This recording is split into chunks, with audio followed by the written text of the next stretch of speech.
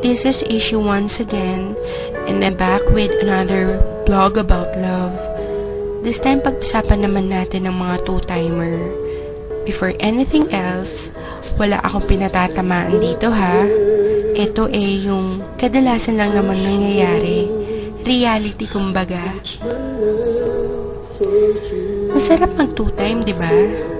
Yung tipong dala-dalawa sila, tatlo-tatlo, minsan 10-10 pa nga eh. Pero minsan naisip ba natin kung anong epekto nito sa mga nasasaktan natin?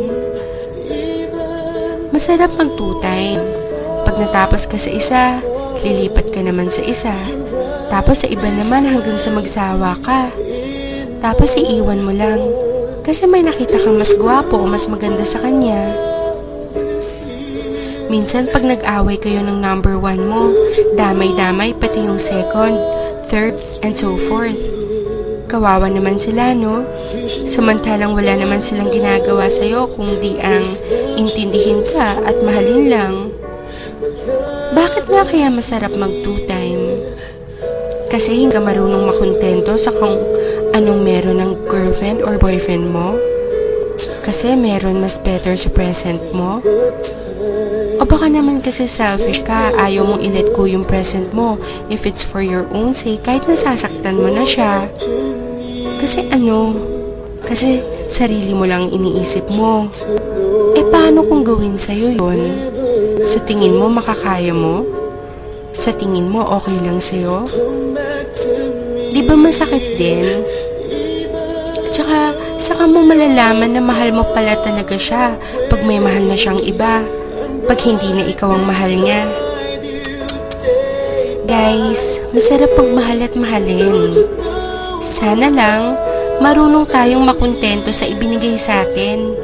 Tayo-tayo na nga lang ang nagkakaintindihan. Tapos tayo-tayo pa ang nagtataluhan.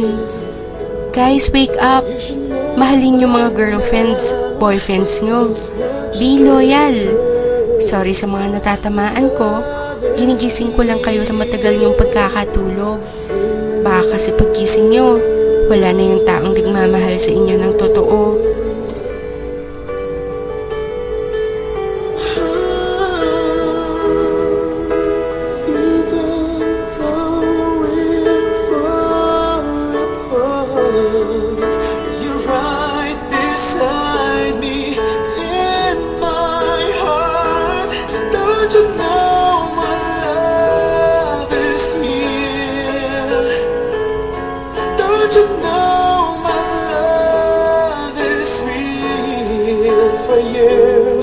You should know by now this much is true.